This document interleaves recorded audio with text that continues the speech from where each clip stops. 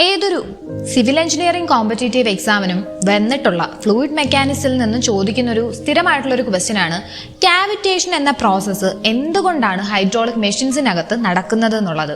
ഇതിനുള്ള ഉത്തരം നിങ്ങൾക്ക് അറിയാമോ? ഇല്ലെങ്കിൽ ഈ ഒരു സെഷൻ കഴിയുമ്പോൾ നമുക്ക് ഈ ഒരു ചോദ്യത്തിന്റെ ഉത്തരം എന്ന് കണ്ടെത്താം.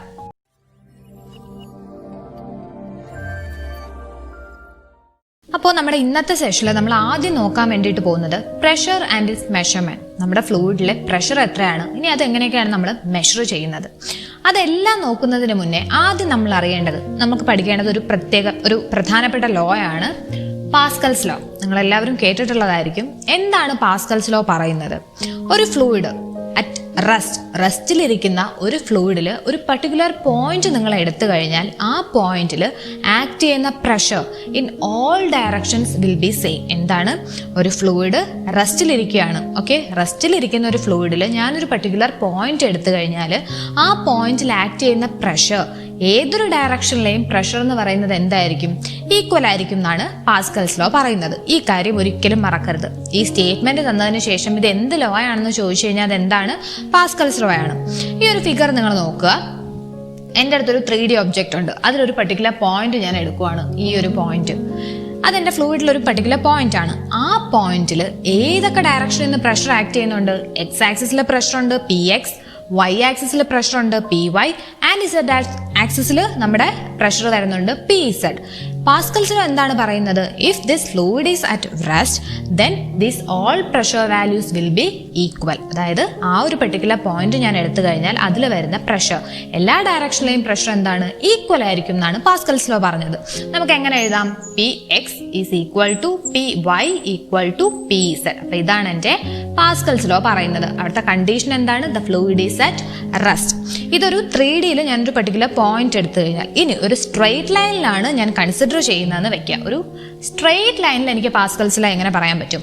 ഒരു സ്ട്രെയിറ്റ് ലൈനിലെ പ്രഷർ വാല്യൂസ് ആണ് ഞാൻ എടുക്കുന്നത്. ആദ്യം ഞാൻ പോയിന്റ് A എന്ന് പറയുന്ന പോയിന്റിലെ പ്രഷർ എനിക്ക് എടുക്കണം. നെക്സ്റ്റ് ഈസ് B എന്ന് പറയുന്ന പോയിന്റിലെ പ്രഷർ ഞാൻ എടുക്കുന്നു. എയിലെ pressure value is PA and B എന്ന് പറയുന്ന പോയിന്റിൽ PB എന്നാണ് പ്രഷർ വാല്യൂസ് എങ്കിൽ in a straight line these two values will be equal. That is PA will be equal to PB. Okay, ഒരു പോയിന്റ് എടുത്തു കഴിഞ്ഞാൽ അതിൽ ആക്ട് ചെയ്യുന്ന എല്ലാ ഡയറക്ഷനിൽ ആക്ട് ചെയ്യുന്ന പ്രഷർ വാല്യൂസും എന്തായിരിക്കും? ഈക്വൽ ആയിരിക്കും. ഇനി ഒരു സ്ട്രെയിറ്റ് ലൈൻ ആണ് ഞാൻ കൺസിഡർ ചെയ്യുന്നതെന്നുണ്ടെങ്കിൽ അതിൽ ഏത് രണ്ട് പോയിന്റ് എടുത്തു കഴിഞ്ഞാലും അവിടെ എല്ലാം ആക്ട് ചെയ്യുന്ന പ്രഷേഴ്സ് വിൽ ബി ഈക്വൽ. അപ്പൊ ഈ കാര്യമാണ് എന്ത് നമ്മുടെ പാസ്കൽ പറഞ്ഞത്. This is known as Pascal's law.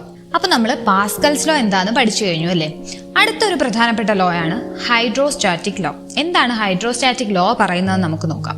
It states that the increase in pressure in the vertical direction. ഏത് ഡയറക്ഷനിലാണ്? നമ്മുടെ വെർട്ടിക്കൽ ഡയറക്ഷനിൽ വരുന്ന increase in pressure is the product of weight density and the head above that particular point. ഇത്തിരി confusing ആയിട്ട് തോന്നി കാണും. ഒന്നുമില്ല, വളരെ സിമ്പിൾ ആണ്. ഈ ഒരു ഫിഗർ നിങ്ങൾ നോക്കുക. ഞാൻ എന്ത് ചെയ്തിട്ടുണ്ട്? എൻ്റെ അടുത്തൊരു ബീക്കർ ഉണ്ട്. അതിനകത്ത് എന്തുണ്ട്? ഒരു പർട്ടിക്കുലർ H എന്ന് പറയുന്ന ഹൈറ്റിൽ വാട്ടർ അല്ലെങ്കിൽ എന്തെങ്കിലും ഒരു ഫ്ലൂയിഡ് ഞാൻ എടുത്തിരിക്കുവാണ്. ഓക്കെ, അപ്പോൾ ഈ H ഹൈറ്റിന് താഴെ ഞാൻ ഇവിടെ ഒരു പോയിന്റ് കൺസിഡർ ചെയ്യാണ്. A എന്ന് പറയുന്ന പോയിന്റ് ആണെന്ന് വിചാരിച്ചോളുക. ആ പോയിന്റിലെ പ്രഷർ എനിക്ക് എത്ര ആണെന്ന് അറിയണം. ഓക്കെ, പ്രഷർ വാല്യൂ എത്രയാണെന്ന് എനിക്ക് അറിയണം. അതെനിക്ക് എങ്ങനെ അറിയാൻ പറ്റും? നമ്മുടെ ഹൈഡ്രോസ്റ്റാറ്റിക് ലോ എന്താണ് പറഞ്ഞത്? The increase in pressure in vertical direction. താഴേക്ക് പോകുന്നതോറും എന്ത് ചെയ്യുന്നു? ഇവിടെ എന്താണ്? നമ്മുടെ അറ്റ്മോസ്ഫിയർ ആണല്ലേ. അറ്റ്മോസ്ഫിയറിക് പ്രഷറിനെക്കാട്ടിലും എന്ത് ചെയ്യുന്നുണ്ട്? ഇൻക്രീസ് ചെയ്യുന്നുണ്ട് പ്രഷർ. ആരെ കാരണം? നമ്മുടെ ഈ ഒരു ഫ്ലൂയിഡിനെ കാരണം ഒരു പ്രഷർ ഈ ഒരു പർട്ടിക്കുലർ പോയിന്റിലേക്ക് വരുന്നുണ്ടല്ലേ. ആ പ്രഷർ വാല്യൂ എത്രയെന്നാണ് എനിക്ക് കണ്ടുപിടിക്കേണ്ടത്. അപ്പോൾ നമ്മുടെ ഹൈഡ്രോസ്റ്റാറ്റിക് ലോ പറയുന്നു the increase in pressure in vertical direction. താഴേക്ക് വരുന്തോറും ഈ ഫ്ലൂയിഡിന്റെ വെയിറ്റ് കാരണം ഒരു ഇൻക്രീസ് ഇൻ പ്രഷർ വരുന്നുണ്ട്. Which is equal to, that is നമ്മുടെ pressure which is equal to the product of weight density. നമ്മുടെ വെയ്റ്റ് ഡെൻസിറ്റി എന്തായിരുന്നു? നമ്മൾ W എന്ന് ഡിനോട്ട് ചെയ്തു അല്ലേ, which is rho into G എന്ന് പറയുന്നതാണ് നമ്മുടെ വെയ്റ്റ് ഡെൻസിറ്റി. നമുക്ക് ഓർമ്മയുണ്ടല്ലേ, നമ്മൾ വെയ്റ്റ് ഡെൻസിറ്റി എന്തായിരുന്നു? Weight divided by volume. നമ്മൾ മാസ് ഡെൻസിറ്റി പഠിച്ചു rho, then weight density which is weight by volume.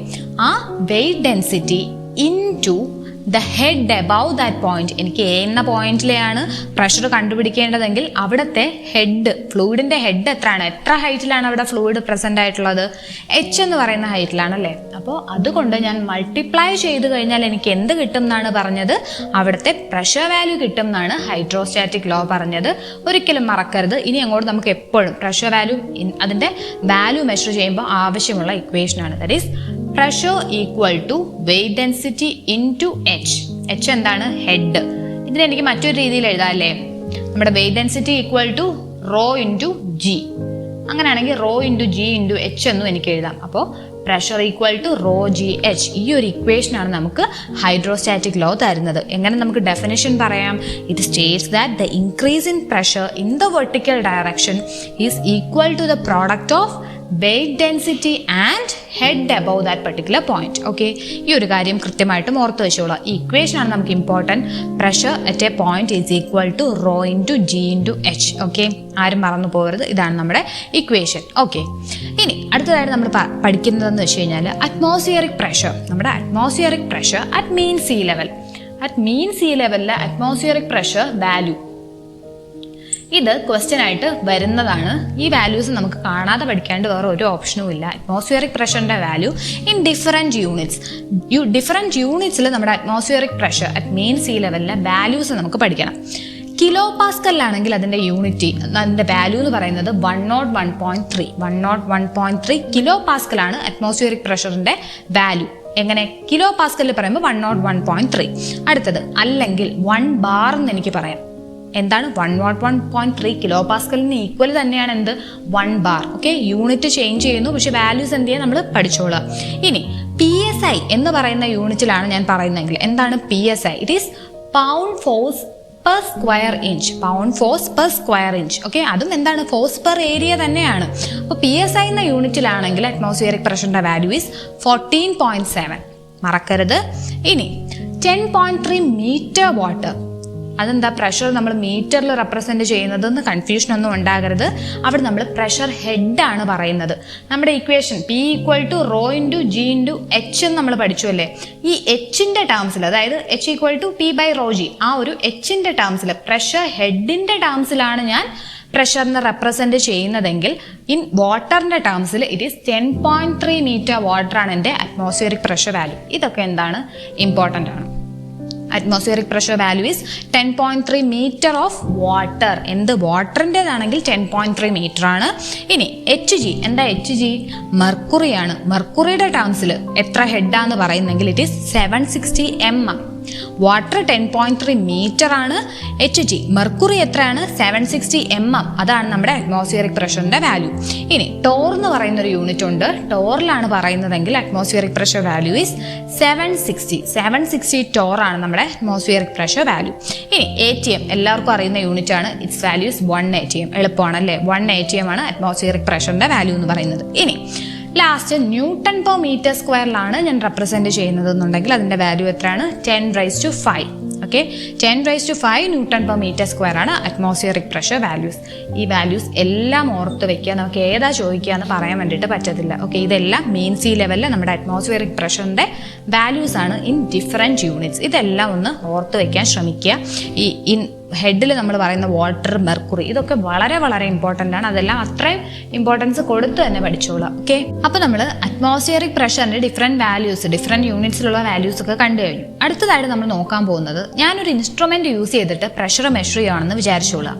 അന്നേരം എനിക്ക് കിട്ടുന്ന ആ ഒരു പ്രഷർ വാല്യൂ എങ്ങനത്തെ പ്രഷർ വാല്യൂ ആണെന്ന് നമുക്കൊന്ന് നോക്കാം. ഓക്കെ, ഞാൻ ഒരു ഇൻസ്ട്രുമെന്റ് വെച്ചിട്ട് പ്രഷർ മെഷർ ചെയ്യുമ്പോൾ എപ്പോഴും ആ ഇൻസ്ട്രുമെന്റിൽ കാണിക്കുന്നത് ഇപ്പോൾ ഉള്ള അറ്റ്മോസ്ഫിയറിക് പ്രഷറിന്റെ മുകളിൽ എത്ര പ്രഷറാണ് ആ ഒരു പെർട്ടിക്കുലർ പ്ലേസിലുള്ളത് എന്ന് മാത്രമേ നമ്മളെ കാണിക്കത്തുള്ളൂ. നമ്മൾ atmospheric pressure at main sea ലെവലിലെ സ്റ്റാൻഡേർഡ് അറ്റ്മോസ്ഫിയറിക് പ്രഷറൊക്കെ കണ്ടു. അതിന് മുകളിൽ എത്രയാണ് ആ ഒരു പെർട്ടിക്കുലർ സ്ഥലത്തെ പ്രഷർ വാല്യൂ എന്ന് മാത്രമേ ഈ ഇൻസ്ട്രുമെന്റ്സ് എല്ലാം നമുക്ക് കാണിച്ചു തരത്തുള്ളൂ. ഈ ഒരു ഫിഗർ ഒന്ന് നോക്കുക. ഞാൻ ഈ വരച്ചേക്കുന്ന ഒരു ലൈൻ ഉണ്ടല്ലോ, ഇതാണ് എൻ്റെ അറ്റ്മോസ്ഫിയറിക് പ്രഷർ എന്ന് പറയുന്നത്. ഏതൊരു സ്ഥലത്തെയും അറ്റ്മോസ്ഫിയറിക് പ്രഷർ വാല്യൂ ആണ് ഞാൻ ഈ വരച്ചേക്കുന്നത് നിങ്ങൾ അസ്യൂം ചെയ്യുക. ഞാനൊരു ഇൻസ്ട്രുമെന്റ് യൂസ് ചെയ്യാൻ നേരം എനിക്ക് കിട്ടുന്ന വാല്യൂ എന്ന് പറയുന്നത് എബവ് ദിസ് അറ്റ്മോസ്ഫിയറിക് പ്രഷർ എത്രയാണ് അവിടുത്തെ പ്രഷർ വാല്യൂ, അതാണ് എന്നെ അത് ആ ഒരു ഇൻസ്ട്രുമെന്റ് എനിക്ക് കാണിച്ചു തരുന്നത്. അതിനെ ഞാൻ വിളിക്കുന്നത് ഗേജ് പ്രഷർ എന്നാണ്. മറക്കരുത്, ഗേജ് പ്രഷർ. എന്താണ്? Gauge pressure above atmospheric pressure. Atmospheric പ്രഷറിന് മുകളിലേക്ക് എത്രയാണ് അവിടുത്തെ പ്രഷർ വാല്യൂ, അതാണ് എനിക്ക് അവിടെ തരുന്നത്.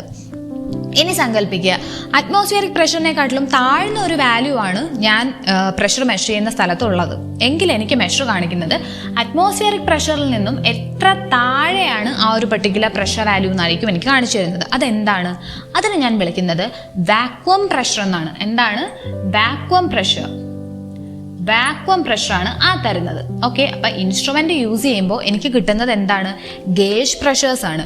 പോസിറ്റീവ് ഗേജ് പ്രഷറുമുണ്ട്, നെഗറ്റീവ് ഗേജ് പ്രഷറുമുണ്ട്. അറ്റ്മോസ്ഫിയറിക് പ്രഷറിൽ നിന്ന് മുകളിലേക്കാണെങ്കിൽ it is called positive gauge pressure. If atmospheric പ്രഷറിനെക്കാട്ടിലും താഴ്ന്ന ഒരു വാല്യൂ ആണ് എനിക്ക് തരുന്നത് എന്നുണ്ടെങ്കിൽ it is called negative gauge pressure. ആ നെഗറ്റീവ് ഗേജ് പ്രഷറിനെയാണ് ഞാൻ എന്തെന്ന് വിളിച്ചത്? വാക്വം പ്രഷർ എന്ന് വിളിച്ചത്. അപ്പോൾ വാക്വം പ്രഷർ, അതായത് നെഗറ്റീവ് ഗേജ് പ്രഷറിനെയാണ് എന്തെന്ന് വിളിക്കുന്നത്? വാക്വം പ്രഷർ എന്ന് വിളിക്കുന്നത്. മറക്കരുത്. ഓക്കെ, അപ്പോൾ ഇൻസ്ട്രുമെന്റ്സ് ഒക്കെ എനിക്ക് തരുന്ന വാല്യൂ എന്താണ്? It is gauge pressures. ഒരിക്കലും മറക്കരുത്. എന്താണ്? അറ്റ്മോസ്ഫിയറിക് പ്രഷറിന് മുകളിലേക്ക് എത്രയാണ്, അല്ലെങ്കിൽ അറ്റ്മോസ്ഫിയറിക് പ്രഷറിനെക്കാട്ടിലും താഴെ എത്രയാണ്? It is gauge pressure. മുകളിലേക്കാണെങ്കിൽ പോസിറ്റീവ് ഗേജ് പ്രഷർ എന്നും താഴേക്കുള്ള വാല്യൂ ആണ് എനിക്ക് കിട്ടുന്നതെന്നുണ്ടെങ്കിൽ നെഗറ്റീവ് ഗേജ് പ്രഷർ എന്നുമാണ് വിളിക്കുന്നത്. This negative gauge pressure is also known as vacuum pressure. Okay, എന്നാൽ എനിക്ക് വേണ്ടത് അറ്റ്മോസ്ഫിയറിക് പ്രഷറിന് മുകളിലേക്ക് എത്ര അല്ലെങ്കിൽ താഴേക്ക് എത്ര എന്നല്ല. കറക്റ്റ് 0 എന്ന് പറയുന്ന ഒരു വാല്യൂവിൽ നിന്ന് എത്രയാണ് എൻ്റെ പ്രഷർ വാല്യൂ എന്ന് എനിക്ക് അറിയണം. അപ്പോൾ എനിക്ക് 0 എന്ന് പറയുന്ന ഒരു ഡേറ്റം അല്ലെങ്കിൽ ആ ഒരു ബെഞ്ച് മാർക്ക് എനിക്ക് വേണമല്ലേ. അപ്പോൾ ആ ഒരു 0 വാല്യൂവിനെയാണ് ഞാൻ അബ്സല്യൂട്ട് 0 പ്രഷർ എന്ന് എടുത്തിരിക്കുന്നത്. ഓക്കെ, അറ്റ്മോസ്ഫിയറിക് പ്രഷർ ഞാൻ അളക്കുന്നത് എങ്ങനെയാണ്?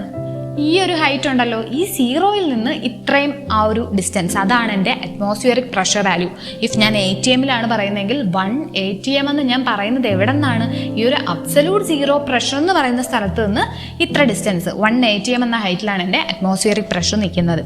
അപ്പോൾ ഞാൻ ഈ അബ്സല്യൂട്ട് 0 പ്രഷറിൽ നിന്ന് മെഷർ ചെയ്യുന്ന വാല്യൂസിനെ എന്തെന്നാണ് വിളിക്കുന്നത്? It is called absolute pressure. എന്താണ്?